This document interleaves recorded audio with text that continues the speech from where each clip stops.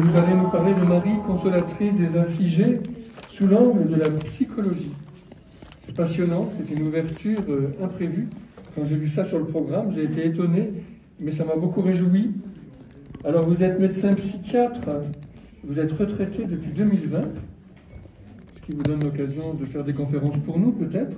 Voilà, d'avoir plus de temps. Vierge consacrée du diocèse d'Orléans, et vous êtes aussi licencié en théologie. Et vous êtes intéressé entre autres à la figure de Marie Guyard de l'Incarnation, et je me permets d'avouer mon ignorance totale sur ce personnage. Ah, c'est une Ursuline, qui est la Thérèse du Canada. Alors, je connais alors. Ah bah voilà. Je suis allé sur sa tombe à Ah bah voyez en plus. C'est le nom de famille qui m'a induit en erreur. Ah voilà. Elle était épouse Martin.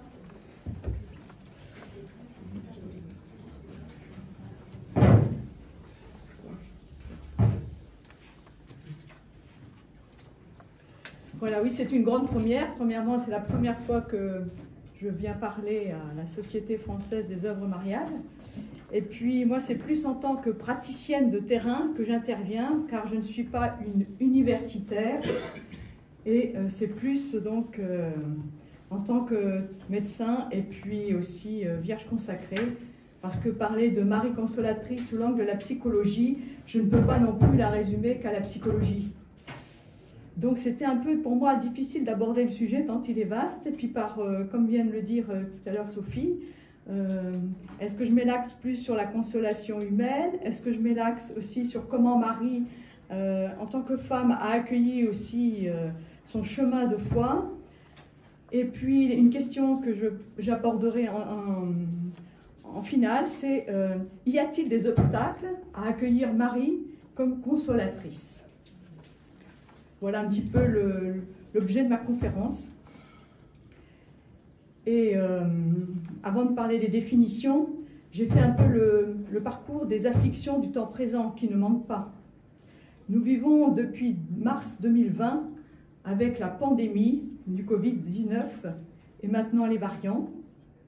Ensuite, les mesures de confinement qui ont mis beaucoup d'individus à l'isolement, avec les couples en difficulté, qui manquent d'espace, qui sont exposés à la violence conjugale. Il y a aussi une augmentation de personnes qui souffrent de peur, de dépression, de complications de maladies qui n'ont pas pu être soignées dans les temps. Sans oublier les élèves et les étudiants qui se sont demandé comment suivre leurs cours, jusqu'aux personnes mourantes qui n'ont pas pu être accompagnées normalement, avec des enterrements précipités, sans que toute la famille ait pu se rassembler et dire au revoir à leurs défunts. Et de plus, les catastrophes naturelles se sont multipliées.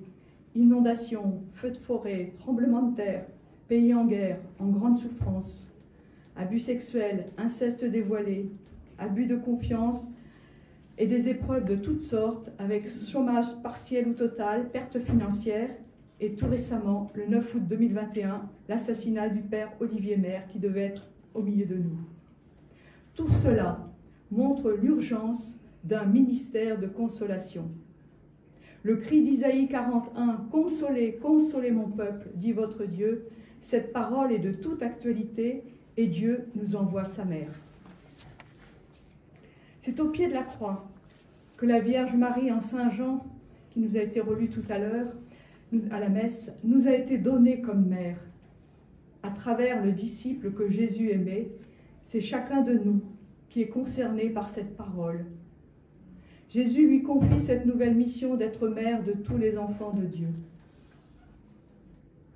Il n'y a pas de plus grande souffrance pour une mère que de perdre son enfant, de le voir mourir sous ses yeux, impuissante, dans des souffrances atroces. La mort sur la croix était un supplice extrême.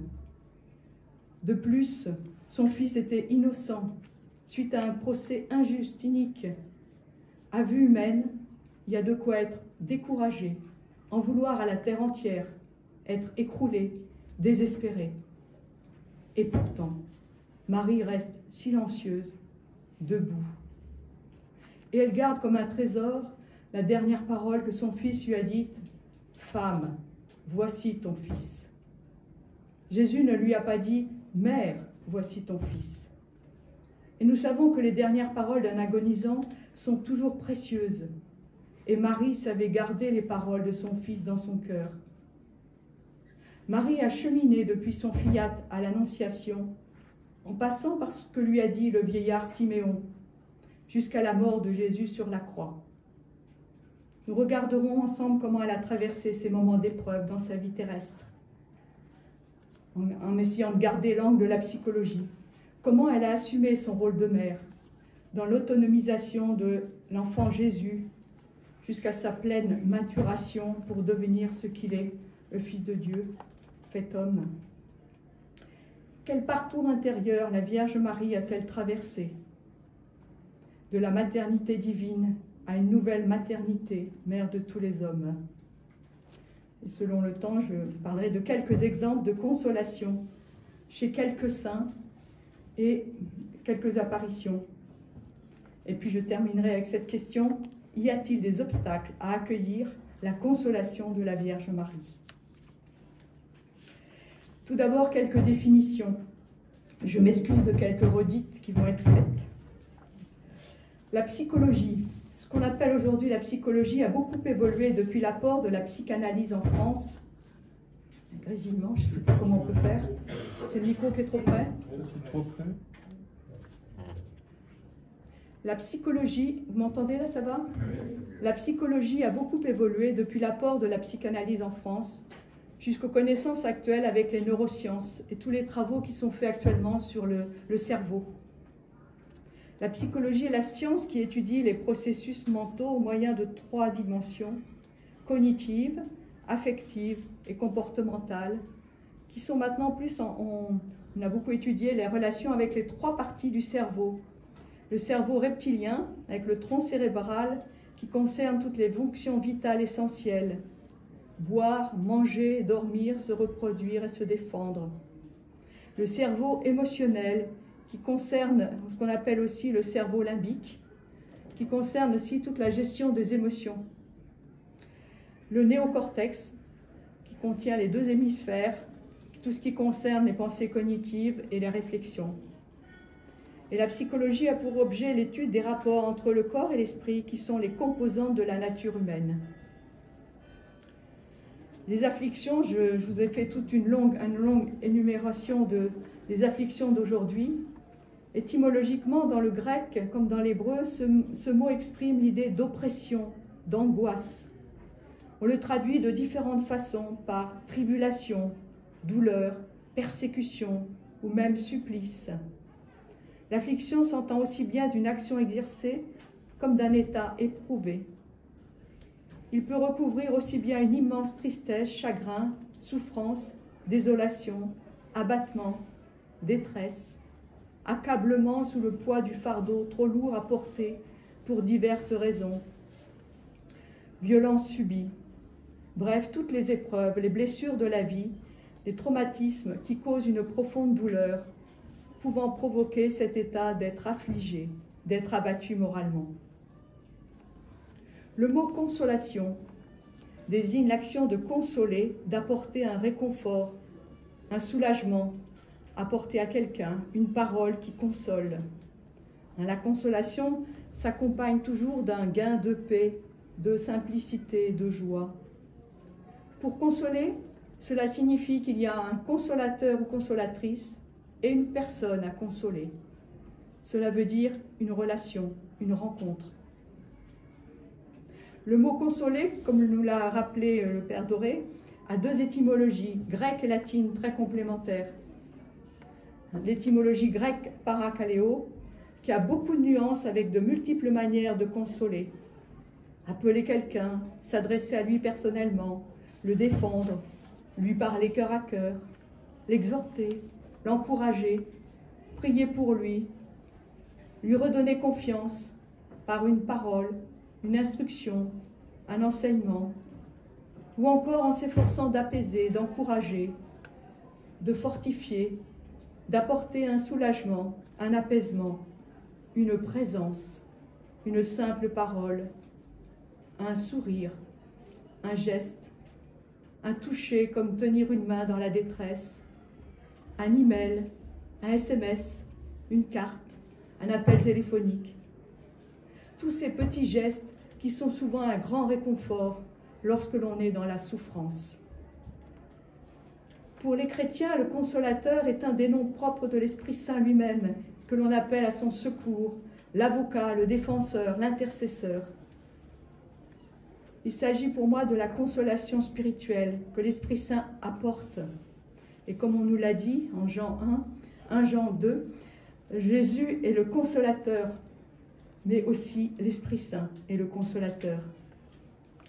Mais Joël nous dit au chapitre 3, verset 1, « Il arrivera après cela que je répandrai mon esprit sur toute chair. » L'Esprit Saint n'est pas réservé aux chrétiens, il est aussi pour chacun, même ceux qui sont à la périphérie.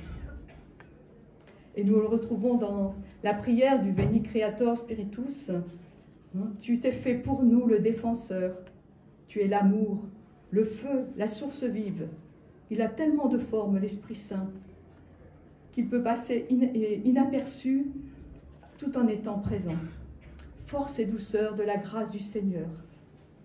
Ou dans le Veni Sancte Spiritus, lave ce qui est souillé, baigne ce qui est aride, guérit ce qui est blessé, assouplit ce qui est raide, réchauffe ce qui est froid, rend droit ce qui est faussé. La deuxième étymologie en latin de la consolation, consolare, cum solus, dont le sens est propre et entier. Consoler, c'est proprement rendre entier. C'est un nouveau chemin d'unifier autrement la personne. Après le traumatisme subi par une personne, il est possible de recoller les brisures de son être et de laisser passer autrement la lumière. Après avoir donné ces définitions, si je voulais donner une image pour expliquer la différence entre la consolation psychologique et la consolation spirituelle, quand je contemple un beau paysage, je goûte par mes sens les couleurs, les odeurs, la paix, une joie intérieure, un émerveillement. Mais si tout naturellement je me mets à prier, à faire une action de grâce, c'est là où je mets la petite différence dans la consolation spirituelle. Je reconnais que l'Esprit Saint m'habite, ce souffle de vie, ce souffle de l'Esprit, Roua, le souffle créateur.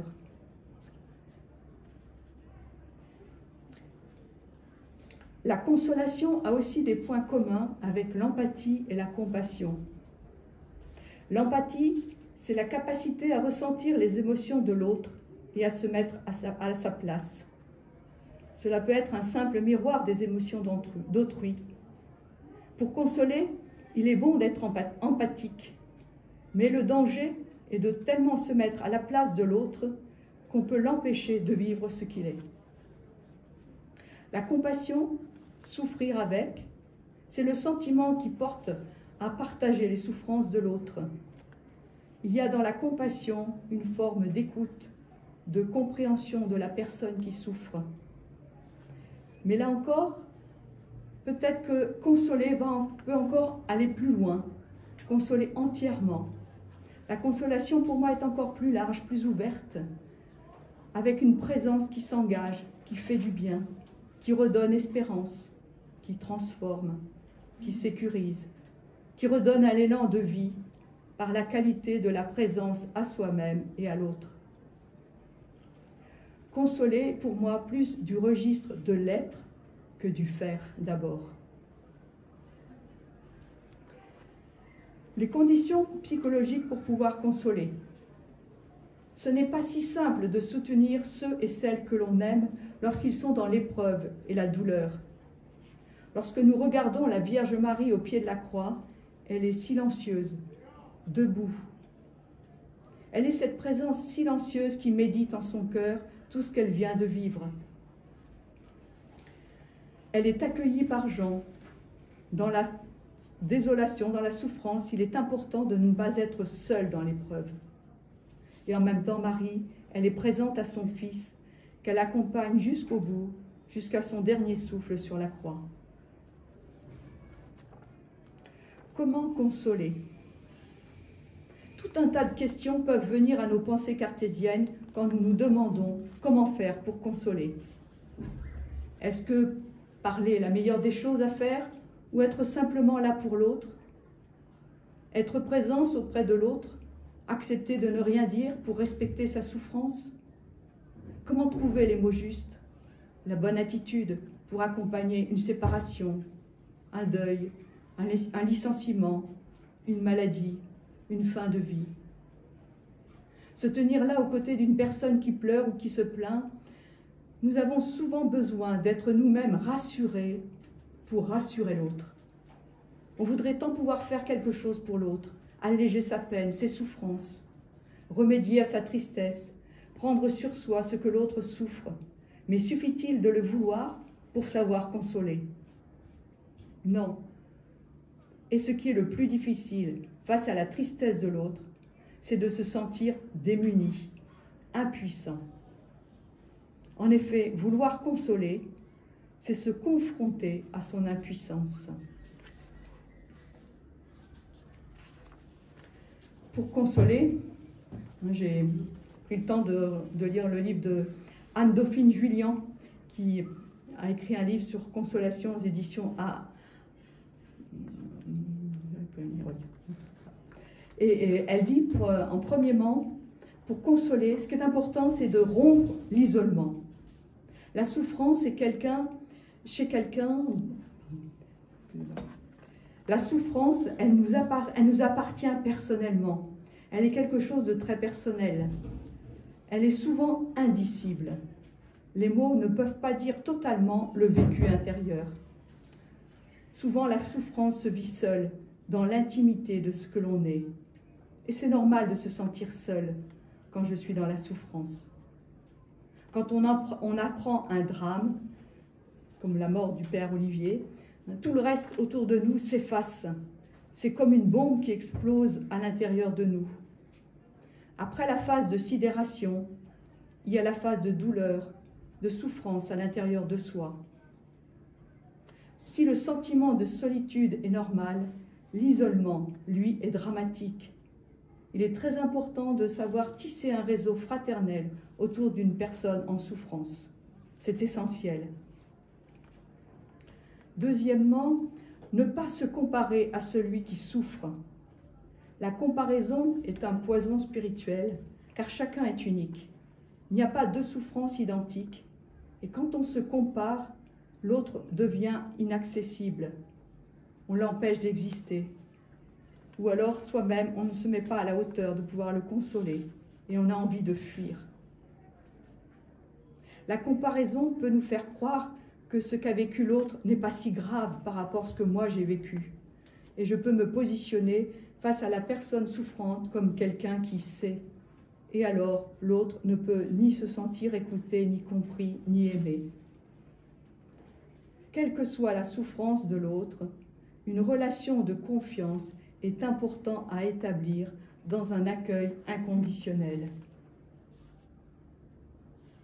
Troisièmement, consoler, c'est apprendre à établir une relation. C'est toujours très délicat et douloureux d'établir une relation avec quelqu'un qui souffre. On ne maîtrise rien du tout. Rejoindre le cœur de celui qui souffre. A-t-il besoin d'un geste? A-t-il besoin d'une parole, d'une présence? Le toucher, qui est le premier sens qui se développe dans le fœtus, chez le fœtus dans le sein de sa mère, est particulièrement important. Et la Covid a rendu très difficile ce contact, parce que l'autre a besoin qu'on puisse être proche de lui, et parfois ce geste d'accueil n'a pas pu se faire. Il n'y a pas de recette magique pour créer une relation. C'est important de pouvoir être à l'écoute des besoins de l'autre, et chacun est unique. C'est comme avec le petit prince qui prend le temps d'accueillir sa rose. C'est le temps qu'on passe avec quelqu'un pour l'apprivoiser qui est important. Et au fur et à mesure que l'on rencontre une personne, eh bien on apprend à savoir quels sont ses besoins et comment mieux la rencontrer. Quatrièmement, accueillir la souffrance de l'autre, ce n'est pas la ressentir entièrement. Là est le danger de trop d'empathie. Il y a des personnes qui sont très empathiques, mais qui sont tellement à vouloir consoler l'autre qu'elles en deviennent envahissantes. La consolation est une relation qui implique l'accueil de sa propre impuissance, à vouloir gommer la peine de l'autre.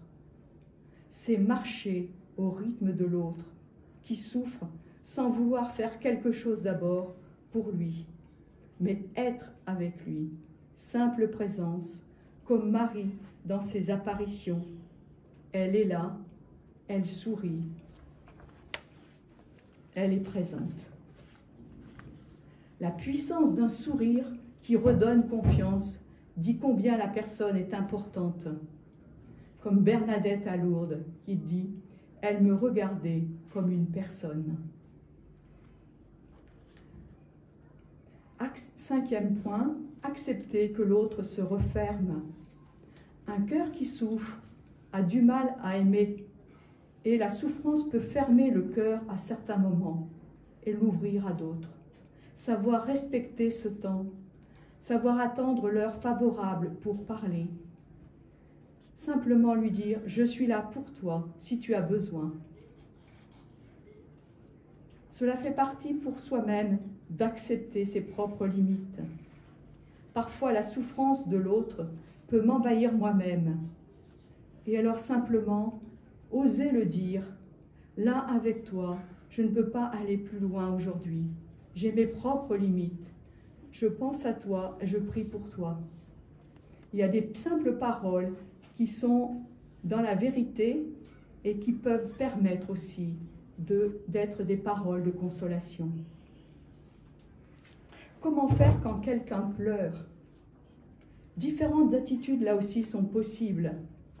Parfois la personne a besoin de pleurer pour dire son chagrin et c'est important de le respecter. Mais quand on rencontre une personne qui pleure parfois dans une église, ça peut être simplement de poser la question « Est-ce que ça va ?» C'est proposer toujours une question et non pas vous pleurez, vous avez besoin d'aide. Vous voyez le ton différent. Quand on pose une question, on ouvre un espace pour l'autre. Quand on est affirmatif, c'est empêcher la personne de faire un chemin. Parfois, la personne qui ne répond pas, c'est important de respecter son temps pour qu'elle puisse, elle aussi, digérer sa souffrance. Septièmement, oser entrer dans la consolation spirituelle, se laisser conduire par l'Esprit Saint. Je ne sais pas si ça vous est déjà arrivé, mais parfois, moi, dans ma prière, je pense subitement à une personne. Et je sens que le Seigneur m'invite à lui passer un coup de fil. Et plusieurs fois, ça m'est arrivé de passer ce coup de fil.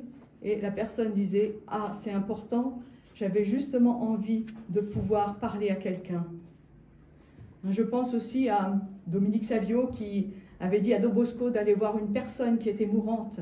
Don Bosco, il se demandait comment Dominique pouvait le savoir, mais l'Esprit Saint lui avait indiqué. Là, il y avait une personne en difficulté et il l'a conduit pour pouvoir recevoir le sacrement des malades et se confesser.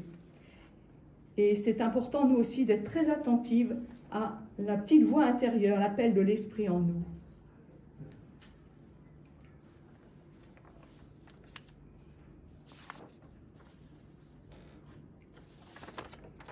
Dans la foi, savoir que Jésus est là toujours avec moi. Et c'est important aussi de poser la question, est-ce que tu veux de moi, de ma présence? Comment c'est notre liberté de consentir, de dire oui comme la Vierge au pied de la croix. La foi ne fait pas disparaître la souffrance, mais elle empêche de désespérer. Et c'est important parfois de poser la question quand l'Esprit nous invite à aller plus loin. Un autre piège, c'est de rationaliser pour chercher à se sécuriser face à la détresse de quelqu'un. Par exemple, quand une jeune fille est dans la peine parce que son petit copain vient de la quitter, si je lui dis « t'en fais pas, un de perdu, 10 de retrouvé », avec le temps, tout s'en va, ces paroles sont un faux chemin de consolation. Cela peut être très blessant pour elles, qui ne se sentent ni comprises ni écoutées. Oui, ce n'est pas un chemin facile d'apprendre à consoler, car cela demande une grande écoute de l'autre. Les erreurs de débutants dans son service d'écoute sont fréquentes. Vouloir tout de suite combler la douleur, l'effacer sans laisser la personne s'exprimer, être très directif, rationalisé et sans même voir ce que l'autre est en état de supporter, lui poser plein de questions, lui donner d'emblée des conseils, ramener à la situation à soi, à ta place je ferai cela, qui n'est pas un jour tombé dans ce piège-là. Il faut savoir d'abord que le langage non verbal est beaucoup plus important que le langage verbal. Nous communiquons avec la personne à 80% plus de 80% dans la communication non verbale, 38% avec le son de la voix, 55% avec tout ce qui est davantage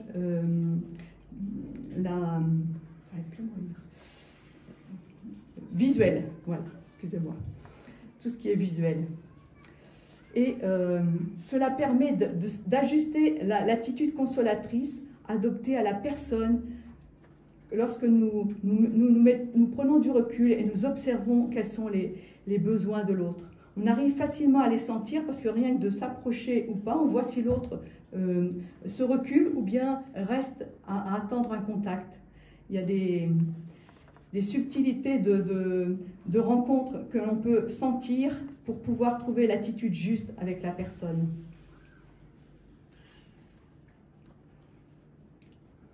Au départ, ce qui est essentiel, c'est d'accueillir la personne affligée avec beaucoup de bienveillance, sans jugement, sans rien dire, pour laisser la personne trouver son chemin d'expression.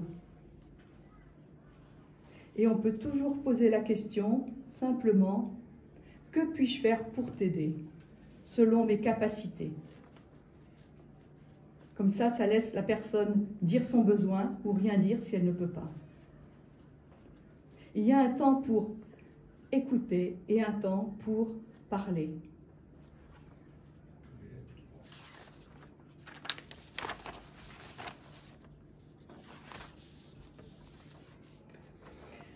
Trois conditions fondamentales pour vivre l'art de la consolation. Car pour moi, la consolation est un art qui s'apprend. Il y a ces trois temps, c'est premièrement savoir écouter, deuxièmement savoir poser un autre regard et troisièmement savoir créer un nouvel espace, de nouvelles connexions dans le cerveau qui peuvent ouvrir un nouveau passage vers un retour à la vie autrement. C'est comme un passage d'un état à un autre, une forme de Pâques. Savoir écouter, c'est primordial. Écouter tout en restant attentif aux motions qui se manifestent en moi. Quand j'ai une position d'écoute avec bienveillance, j'apprends aussi à écouter ce qui bouge en moi. Quelles sont les sensations corporelles que je ressens? Est-ce que j'accueille des émotions en moi? Car offrir sa présence à l'autre, ce n'est pas se quitter soi-même, c'est aussi être présent, sans impatience. Marie Duenzel, qui est une psychologue et qui a écrit pas mal de livres sur tout le travail de deuil, et tout récemment aussi sur comment dire adieu quand l'adieu n'a pas pu être possible. Elle souligne aussi les erreurs à ne pas faire. Je vous en ai parlé tout à l'heure, ce piège de rationaliser et de vouloir tout régler par soi-même.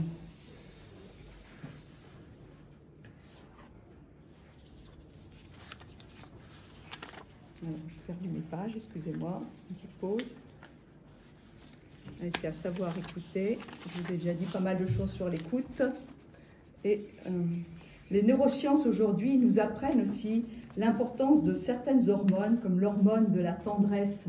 Plus nous avons des gestes d'attention à l'autre, et plus nous développons ce qu'on appelle la production de l'hormone ocytocine, qui joue un rôle dans l'attachement du bébé à sa mère, mais qui joue un rôle aussi majeur dans tous les rapprochements humains, aussi bien chez les hommes que chez les femmes, dans tout ce qui concerne les relations d'attention à l'autre, de consolation.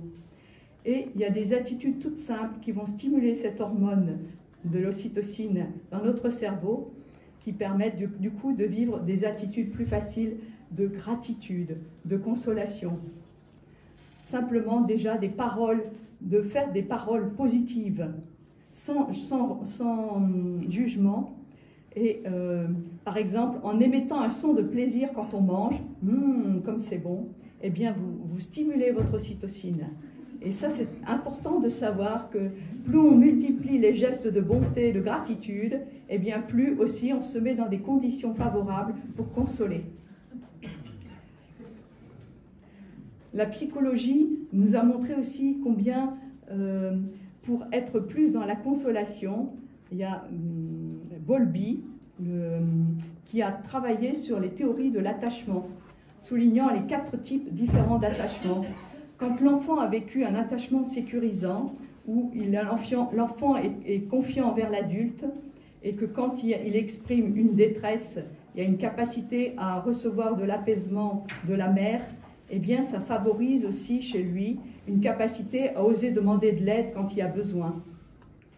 Par contre, il existe des attachements qui sont insécures, ambivalents ou résistants.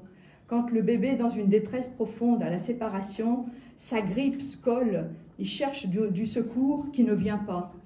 Eh bien, quand on subit plusieurs fois des refus, des attentes qui ne sont pas comblées, ça va empêcher plus tard l'adulte de pouvoir oser demander.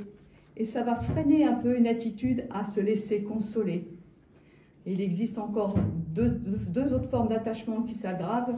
L'attachement évitant, où on a même des bébés contorsionnistes tellement ils ont besoin d'avoir une attente de consolation qui ne vient pas, et ils vont eux-mêmes chercher la consolation en se balançant pour s'auto-réguler.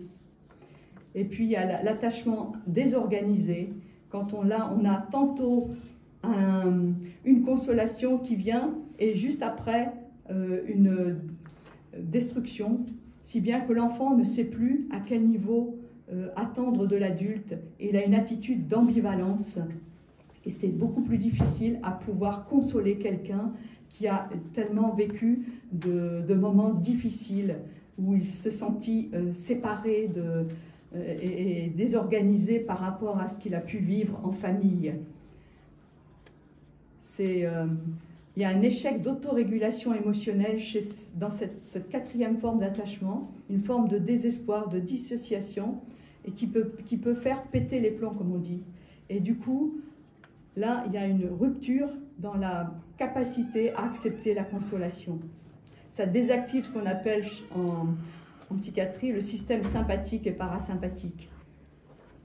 Et là, on a besoin vraiment de faire un travail particulier de thérapie pour améliorer ces états. Mais il y a toujours des solutions. Je dirais, là où le péché abonde, la grâce surabonde, mais le Seigneur, il donne aussi d'inventer des outils thérapeutiques. Je vais vous en parler.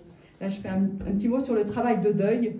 Quand une personne vient de perdre aussi un proche dans un travail de deuil, eh bien, c'est important de pouvoir respecter les différentes étapes de respecter sa manière de faire le deuil. Souvent, il y a d'abord un premier, surtout quand c'est quelqu'un de très cher qu'on vient de perdre, il y a souvent une forme de déni, c'est trop fort, la personne a beaucoup de mal à pouvoir l'entendre.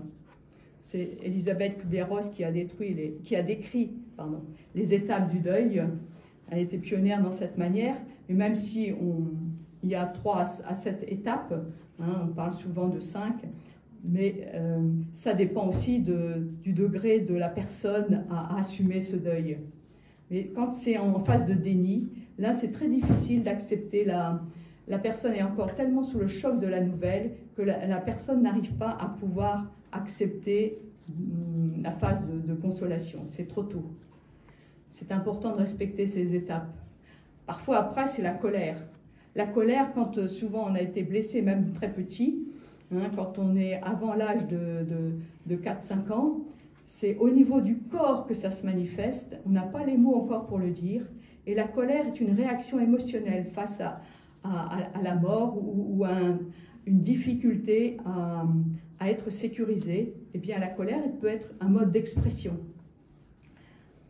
La négociation, d'accepter un peu qu'il y a des moments où on arrive à pouvoir accepter un peu d'être consolé et on est encore trop dans la souffrance de la personne qu'on a aimée qui a disparu.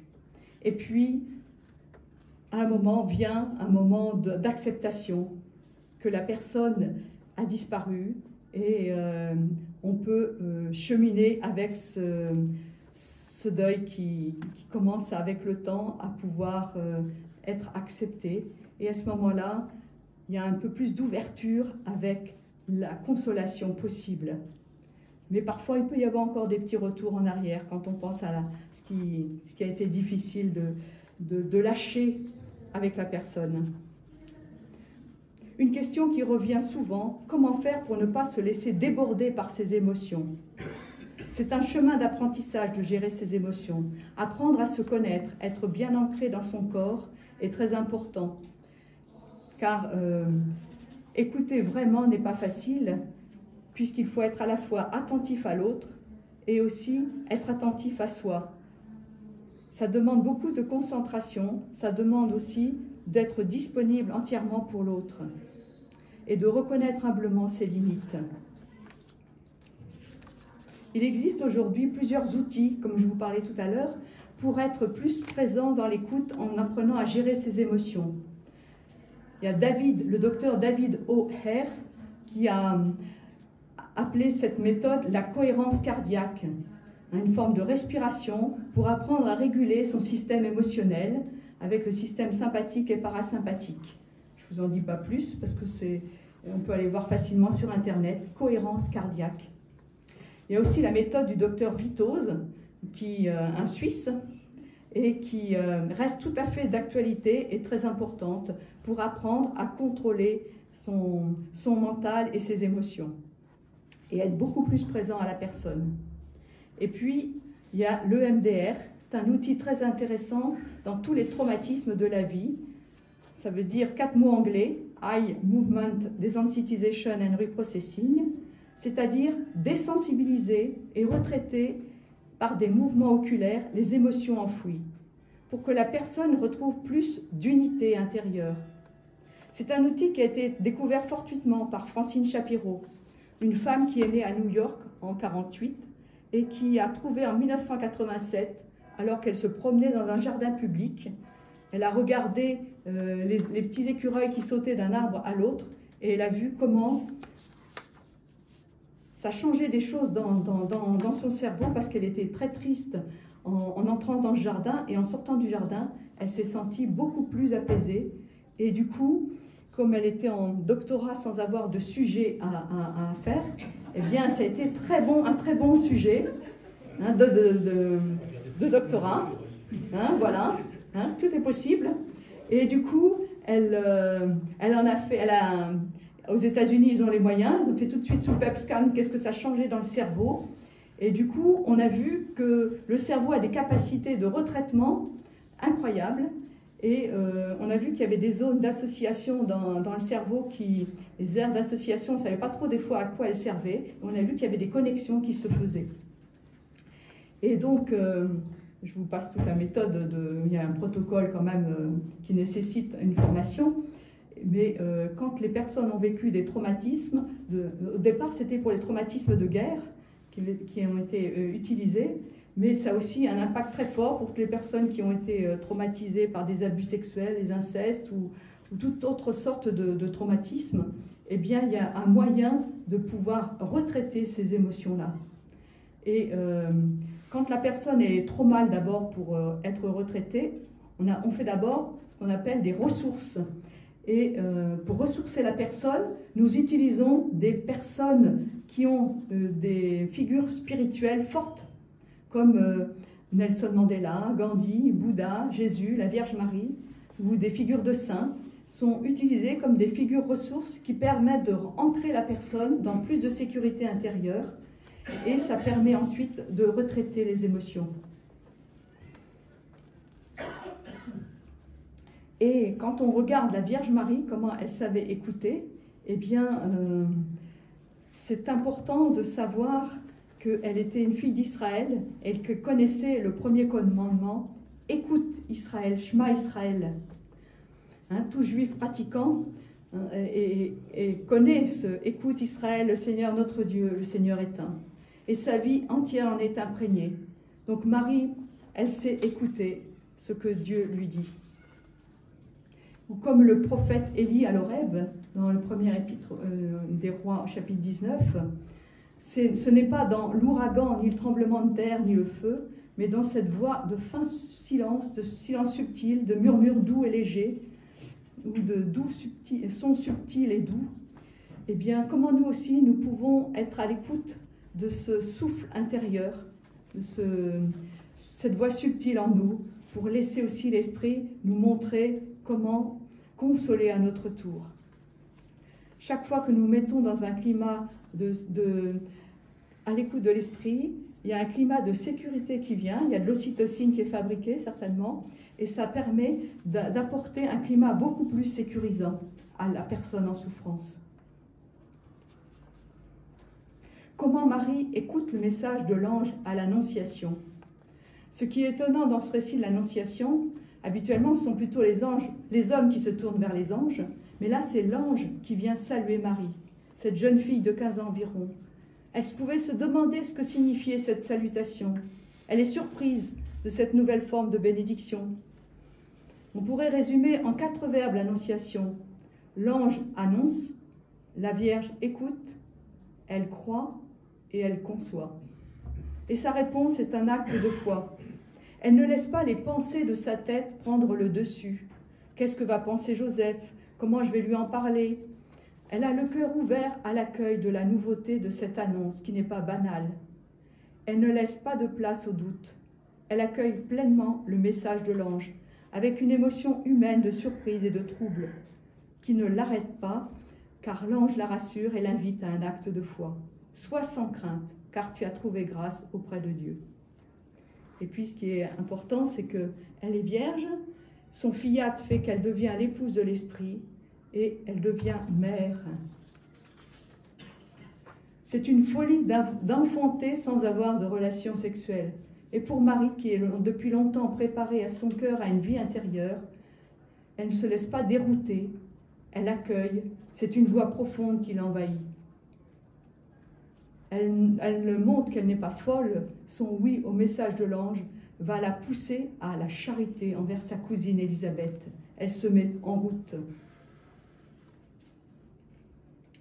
Après l'attitude de savoir écouter, deuxième condition fondamentale pour vivre l'art de la consolation, c'est savoir poser un autre regard sur son vécu. Quand nous vivons une situation de souffrance, nous sommes souvent fixés au début sur cette peine. Toute notre attention est focalisée dessus. On a du besoin de faire un changement de point de vue, de faire ce qu'on appelle en thérapie un petit pas de côté pour voir le paysage autrement. Et ce qui nous paraissait sans issue nous permet d'entrevoir un petit chemin inconnu que nous n'avons pas encore pratiqué. Il nous faut parfois buter sur un mur pour découvrir un chemin nouveau, pour le contourner. Oser changer de regard, oser se laisser toucher par un regard de bienveillance, accueillir un sourire qui redonne confiance, qui donne de la force pour oser devenir plus soi-même. Nous n'imaginons pas ce qu'un sourire peut avoir comme effet bénéfique sur des personnes en souffrance. Plusieurs fois en thérapie, j'ai entendu des patients qui me racontaient avoir eu envie de se suicider.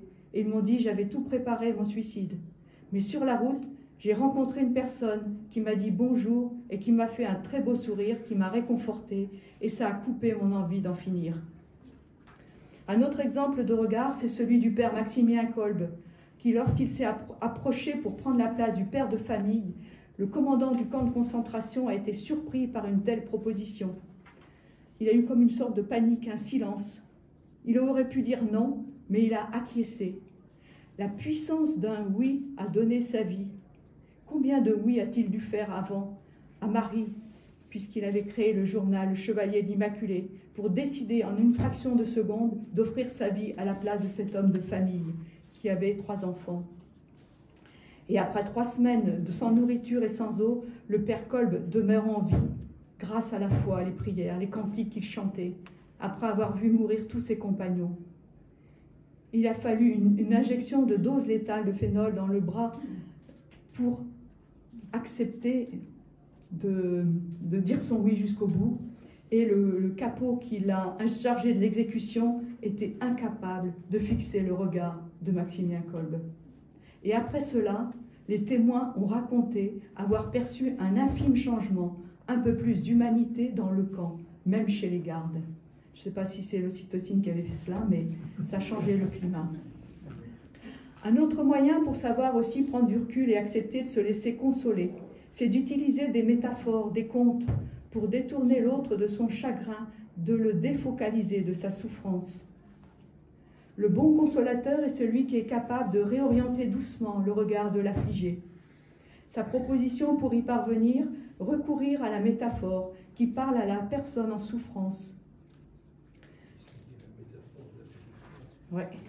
Parce que cette figure de style permet justement d'inviter à entrevoir les choses autrement, via la parole, en prendre un peu de distance face à ce qui est trop douloureux. Cela constitue l'élément central de la grammaire de la consolation. On énonce que savoir consoler, c'est parvenir à laisser entendre que, malgré tout, la vie peut être supportable. Alors on peut utiliser des récits consolateurs, il y en a plein qui existent. On peut évoquer comme un livre qui se referme, un voyage qui s'achève, un album souvenir que personne ne pourra dérober. Ou bien on peut, face à un enfant qui vient de chuter et qui pleure énormément, mais dis donc, quelle cascade tu as fait, tu es un véritable champion. Vous voyez, ça peut changer la manière de pleurer pour l'enfant. Mais ce qui est important quand même dans la métaphore, pour qu'elle soit opérante, c'est qu'elle soit mesurée. Il s'agit de réinjecter de quelque chose qui est possible. Troisième condition pour vivre l'art de la consolation, savoir créer de nouvelles connexions dans le cerveau qui ouvrent un nouveau passage vers un retour à la vie autrement. Les neurosciences nous apprennent que le cerveau est doué de plasticité. C'est une des découvertes les plus importantes. Alors que moi, dans mes études médicales, j'avais appris que les neurones ne se renouvelaient pas. Eh bien, nous découvrons aujourd'hui qu'il y a une neurogénèse adulte qui montre que le cerveau est un système dynamique en perpétuelle reconfiguration. C'est d'ailleurs aussi comme ça que l'outil de l'EMDR marche très bien, par le cerveau qui retraite les traumatismes de la vie. C'est une nouvelle manière de consoler et d'exprimer son vécu douloureux. Il existe aussi des œuvres artistiques pour permettre aussi de pouvoir dire sa souffrance autrement, comme Van Gogh qui a vécu un immense chaos intérieur tout en produisant des œuvres lumineuses. La musique en particulier a une fonction apaisante, permet d'entrer à fond dans sa douleur pour la laisser s'exprimer. Les chants dans la liturgie sont des moyens aussi de trouver de la consolation. Beaucoup d'œuvres d'art de toutes sortes. Et puis, la consolation est aussi un bel art d'embellir les fêlures de la vie. Au Japon, il existe un art particulier qui s'appelle le kintsugi, qui consiste à réparer les objets cassés en appliquant un onguent d'or. Dans l'interstice de la fêlure, on met de la poudre d'or à la laque qui réunit les morceaux. Ainsi, les fissures se trouvent soulignées d'une ligne dorée qui donne à l'objet brisé un nouvel éclat, plus joli qu'avant. Oui, si nous acceptons nos blessures et si on laisse la lumière passer à travers, alors l'objet devient plus précieux encore. Et nous sommes aussi dans une autre manière d'acceptation de notre vulnérabilité et nous pouvons laisser encore plus passer la lumière de l'esprit en nous. La consolation spirituelle, vivre de la vie même de Dieu avec la force de l'Esprit Saint, n'empêche rien des souffrances humaines, mais nous ne les vivons pas de la même façon, car l'Esprit Saint devient un ami, comme dit le bienheureux Marie-Eugène de l'Enfant Jésus. La solitude n'est plus vécue comme au niveau humain, car le Dieu Emmanuel, toujours avec nous, nous donne plus de force pour vivre intérieurement. Et l'Esprit Saint, en nous, est capable de faire toutes choses nouvelles. Il a horreur de la routine, d'ailleurs il ne la connaît pas, et il vient toujours au secours de notre faiblesse, quand nous ne savons pas prier comme il faut. Et puis, si nous nous laissons conduire par saint Paul, eh bien, il nous permet de marcher sous la conduite de l'Esprit Saint, comme le dit Galates 5, 23, et d'apprendre à ne pas laisser les actions nous mener dans la chair sous forme d'inconduite, d'impureté, de débauche, etc., mais à davantage travailler en nous l'accueil des fruits de l'esprit, la joie, la paix, la patience, la bonté, la bienveillance, la maîtrise de soi.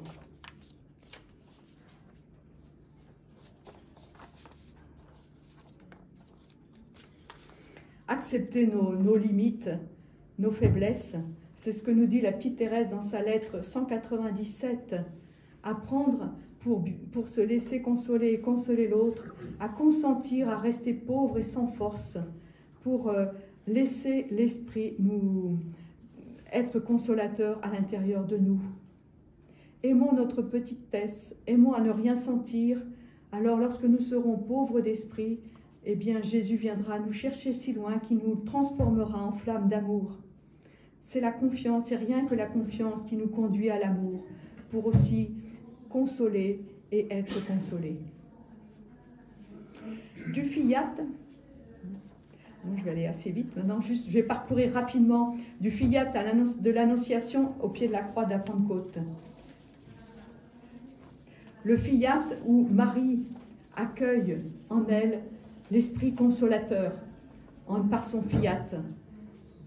C'est une véritable consolation pour elle dans son oui de se laisser épouser par le consolateur. Elle est toute bouleversée intérieurement. Elle aurait pu le vivre comme une intrusion divine, mais elle reste disponible à l'événement qui lui arrive.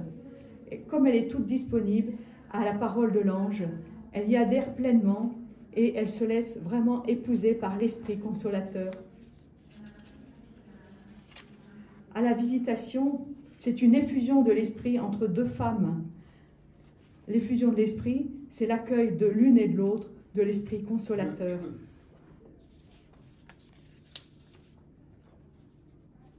Elles sont toutes les deux, ces deux femmes, attentives aux sensations corporelles en elles.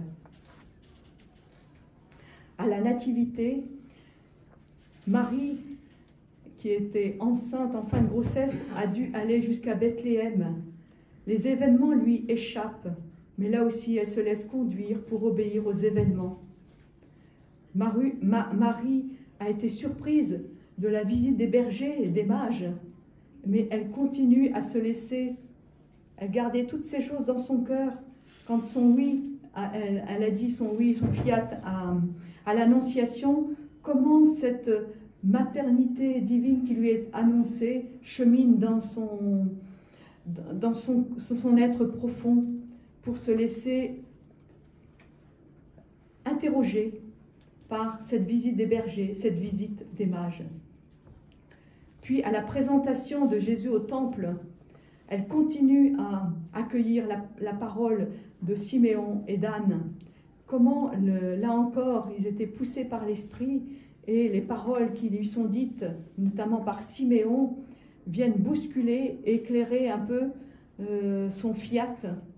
Elle découvre peu à peu tout ce que le fiat ouvre comme dessein de Dieu en elle.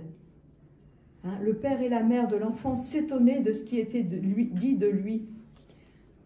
Mes yeux ont vu le salut que tu préparais à la face des peuples, lumière qui se révèle aux nations. Comment elle se laisse interpeller, elle, fille d'Israël, pour accueillir cette lumière qui se révèle aux nations.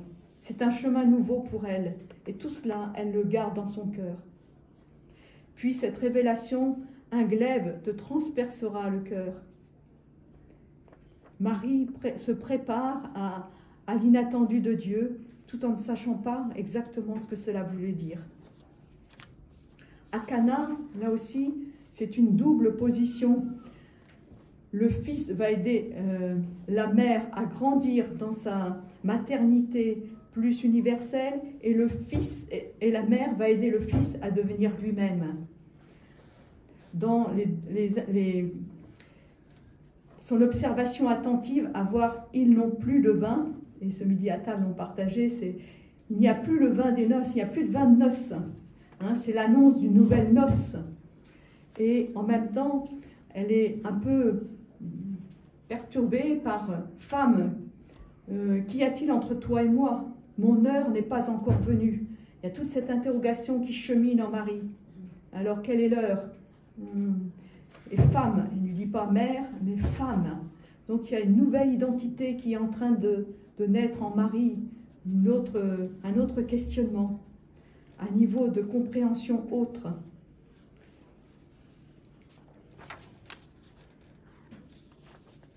Et puis ce détachement de cette conception de sa maternité divine vers une autre mission qui se prépare jusqu'au moment de la croix, où là, au pied de la croix, où elle continue d'accompagner son fils au pied de la croix, elle entend cette dernière parole pour elle, « Femme, voici ton fils ».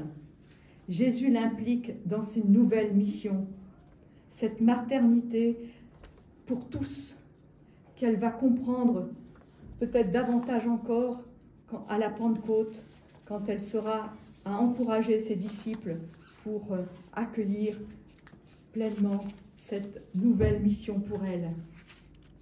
Je voulais illustrer la consolation de la Vierge Marie auprès de certains saints. La première, c'est la guérison de la petite Thérèse par le ravissant sourire de la Vierge lors de sa maladie étrange qui est survenue progressivement au moment où sa sœur Pauline, qu'elle avait choisie comme seconde maman après la mort de sa mère à 4 ans et demi, et sans la prévenir, sa sœur Pauline rentre au Carmel. Là aussi, Thérèse n'a pas été mise au courant et ça a été une profonde blessure à l'intérieur d'elle. Pauline ne mesurait pas du tout l'impact que ça avait chez sa sœur. Et petit à petit, les symptômes de mauvaise nuit, de perturbations, maux de tête, etc. Et la maladie s'est aggravée. Pour moi, c'est une névrose traumatique qui s'est exprimée et qui a été de plus en plus en s'aggravant jusqu'au moment où on ne voyait plus trop quelle solution avoir tellement elle était mal. Et il fallait un miracle, et ce fut Notre-Dame des Victoires qui le fut. En effet, pendant la neuvaine, le dimanche 13 mai, alors que ses sœurs prient à son chevet, la petite Thérèse voit soudain la statue de la Vierge lui sourire. Ne trouvant aucun secours sur la terre, la pauvre petite Thérèse s'était tournée vers sa mère du ciel, et elle la priait de tout son cœur. Et tout à coup, la Sainte Vierge lui parut belle, si belle, que jamais je n'avais rien vu de si beau. Son visage respirait une beauté et une tendresse ineffables.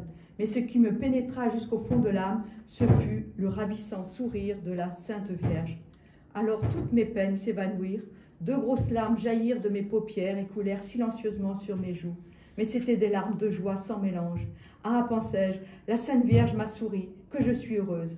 Mais jamais je ne le dirai à personne, car mon bonheur disparaîtrait. Un autre exemple, je voudrais quand même rendre hommage aussi au Père Olivier Maire, c'est le Père de Montfort et la Vierge Marie. Son ministère apostolique a influencé grandement sa dévotion mariale. Il est convaincu de la nécessité de vivre de plus en plus profondément la vie de foi et d'être un véritable enfant, esclave de Marie, mère et maîtresse. Et pour expliquer le rôle de Marie, il savait tirer parti des chansons à la mode, de mise en scène, de processions minutieusement préparées pour faire comprendre aux gens ordinaires les vérités complexes de la foi. Ce qui correspond à ce que je vous disais tout à l'heure, à créer de nouvelles connexions stimulant la mémoire dans le cerveau pour apprendre par les chants une manière de vivre la foi. C'est une forme de consolation qui fait partie pour moi de l'art de la consolation. Et puis dans le secret de la vraie dévotion, il dit en 14, « Marie a reçu de Dieu une domination particulière sur les âmes pour les nourrir et faire croître en Dieu, les enfanter à la vie éternelle. Par conséquent, comme l'enfant tire toute sa nourriture de sa mère, qui la rend proportionnée à sa faiblesse, de même les prédestinés tirent leur nourriture spirituelle de toute leur force de Marie. Marie est le grand moule de Dieu, fait par le Saint-Esprit, pour former au naturel un homme-dieu, pour former un homme-dieu par la grâce. Il ne manque à ce moule aucun trait de la divinité, et quiconque y est jeté se laisse manier aussi, y reçoit tous les traits de Jésus-Christ, vrai Dieu, d'une manière douce et proportionnée à la faiblesse humaine. Marie participe à la vie de l'esprit à un degré qu'aucune créature ne peut atteindre, dit le Père de Montfort. au numéro 202, « Marie aime tendrement, plus tendrement que toutes les mères ensemble. Mettez, si vous pouvez, tout l'amour naturel que les mères de tout le monde ont pour leurs enfants dans un même cœur d'une mère pour un enfant unique. Certainement, cette mère aimera beaucoup cet enfant. Cependant, il est vrai que Marie aime encore plus tendrement ses enfants que cette mère n'aimerait le sien. Elle ne les aime pas seulement avec affection, mais avec efficacité. Son amour est pour eux actif et effectif. » Je ne sais pas si vous connaissez aussi l'épisode en Saint Jean de la Croix quand il était en prison à Tolède le 15 août 1578. Il n'en pouvait plus. Il était recroquevillé dans un coin de l'étroite cavité qui lui sert de prison dans le couvent des Carmes chaussés depuis maintenant 9 mois. Et il va avoir une visitation de la Vierge Marie. Je ne vais pas tout vous lire, vous pourrez aller le lire vous-même, mais il voit une vive lumière blanche qui lui fut relevé la tête, il écarquille les yeux stupéfaits, et devant lui se tient une plus jeune femme d'une beauté époustouflante qui va lui donner les moyens pour pouvoir sortir de la prison. Voilà, vous pourrez aller le voir, le lire. Et puis il y a l'histoire de la petite Mariam, puisqu'on a une sœur aussi qui vient du Liban parmi nous. Je voudrais quand même dire aussi un petit mot de la petite Mariam, qui, ses parents avaient eu 12 garçons qu'ils ont vus mourir en bas âge, et ils ont décidé de faire un pèlerinage de 170 km jusqu'à Bethléem pour prier Dieu de leur accorder une fille par l'intercession de la Vierge Marie. Et cette fille va naître 9 mois plus tard, le 5 janvier 1846, et l'année d'après, ils auront aussi un garçon boulos, mais ses parents vont mourir à quelques jours d'intervalle quand elle a 3 ans. Et à l'âge de 8 ans, quand elle fait sa première communion, son oncle qui l'accueille va s'installer en Alexandrie, et quand elle a 13 ans, il veut la marier. Et elle sent un appel à se consacrer à Dieu, elle s'enfuit, et c'est un musulman qui la recueille, et comme elle refuse de renier sa foi catholique, eh bien, de rage, l'oncle va lui trancher la gorge avec son cimeterre, il la croit morte, et Marie va venir la nourrir, la guérir, la soigner, lui recoudre son cou, et 4 semaines plus tard, Mariam va sentir ses forces revenir. Elle confiera ultérieurement avoir reçu une soupe très spéciale, si délicieuse qu'elle en a réclamé davantage.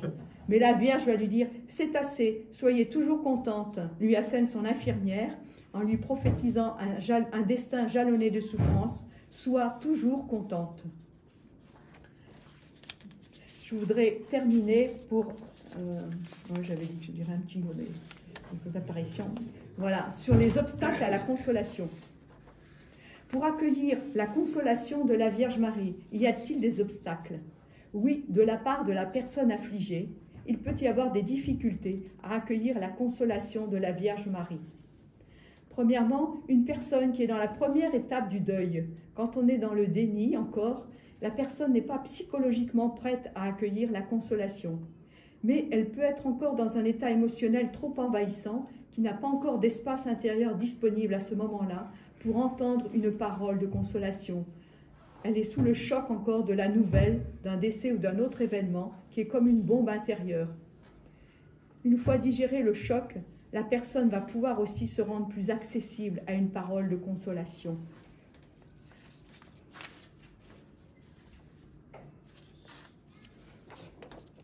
Le temps fait son œuvre pour faire le deuil. Il y a un temps où on sème et un temps où cela se met à pousser. Par exemple, je vous donne un petit exemple. Une grand-mère qui priait beaucoup pour ses petits-enfants qui n'étaient pas croyants, et elle est morte sans voir les fruits de sa prière. Mais à ses obsèques, les petits-enfants, voyant le témoignage de ce qui était rendu à la grand-mère par d'autres voisins et voisines, ont été bousculés et ils se sont mis en route pour cheminer dans la foi. Deuxième obstacle, une personne qui a vécu avec une mère maltraitante, malheureusement cela existe, va pouvoir peut-être dans un premier temps accepter Marie comme mère. Mais dans ce cas-là, il y a d'autres ressources. Des fois, c'est Jésus, Saint Joseph ou d'autres saints. Mais elle aura peut-être besoin de faire un travail intérieur pour vivre des expériences sécurisantes. Mais par contre, J'ai vu aussi des personnes qui avaient été maltraitées par leur mère et qui, au contraire, arrivaient à s'ouvrir directement à la Vierge Marie. Parce que, comme on le disait ce matin, nul ne console à moins d'avoir souffert. Eh bien, comme la Vierge Marie, elle aussi, a souffert, eh bien, il se sentit accueilli pour se tourner vers Marie. Troisièmement, il peut y avoir une personne qui est restée fermée, rigide dans ses positions, refusant même toute approche thérapeutique et préférant s'enfermer dans son monde intérieur. Mais là encore, qui suis-je pour dire qu'un jour, cette personne ne s'ouvrira pas à la grâce? Je pense à cette dame qui était désespérée car son mari s'était suicidé en se jetant du pont et qui est mort noyé. Et le curé d'Ars lui a dit « Madame, ne désespérez jamais de la miséricorde de Dieu, car entre le pont et l'eau, il y a le temps de la miséricorde et de la consolation. » Dans l'Évangile, il est écrit « Le péché contre l'esprit est le seul qui ne sera pas pardonné, ni en ce monde, ni dans l'autre. » Les paroles de Jésus sont rapportées dans les 3 évangiles synoptiques, sous des formes à peu près voisines. Celui qui est coupable du péché contre le Saint-Esprit est celui qui sait parfaitement que Jésus est le Fils de Dieu, qu'il est le Sauveur du monde, mais qui consciemment et délibérément refuse ce salut et préfère servir Satan. Pour le formuler autrement, ce qui est impardonnable, c'est de parler contre l'Esprit. C'est dire qu'il n'est pas consolateur et puissance de vie et de résurrection. Mais c'est comme dire que la source d'eau vive est empoisonnée, c'est se condamner à mourir de soif. Si l'Esprit Saint nié comme puissance de vie, la source de consolation est coupée. Nul ne peut être pardonné contre son gré. Mais quand une personne manque de foi, n'a aucune confiance en soi, ou dans les autres, ou en l'amour, sans l'espérance qu'un changement puisse arriver, et un cœur fermé à toute charité, en l'avenir, qui ne croit pas que son cœur puisse s'ouvrir un peu de confiance, qui a peur de s'engager dans un petit pas d'ouverture, alors c'est elle-même qui refuse l'accès à la consolation, à l'amour, à la miséricorde. Mais cette personne-là existe-t-elle? Dans ma conclusion, je voudrais souligner que je vous ai commencé au début à vous faire la liste des afflictions du temps présent, mais il n'y a jamais eu autant d'apparitions mariales qu'au XXe siècle. La Vierge Marie fait tout, semble-t-il, pour attirer ses enfants à son cœur immaculé. C'est sa manière de répondre aux horreurs du totalitarisme, des camps de concentration, des génocides, des atteintes à la vie, de son commencement naturel à sa fin naturelle, de l'athéisme généralisé, de l'effondrement de la famille, pour ne citer que quelques mots modernes. Cela semble un moyen bien faible pour contrer les structures du mal et combattre la bête à 7 têtes issue de la mer décrite dans l'Apocalypse. Mais Marie, remplie de grâce, tout humble, suffit à renverser les empires néfastes les plus puissants. Comme une mère attentive à chacun de ses enfants, Marie remue ciel et terre pour nous sauver depuis que Jésus lui a été confié, cette maternité pour tous, pour chacun des enfants sur la terre. Merci beaucoup.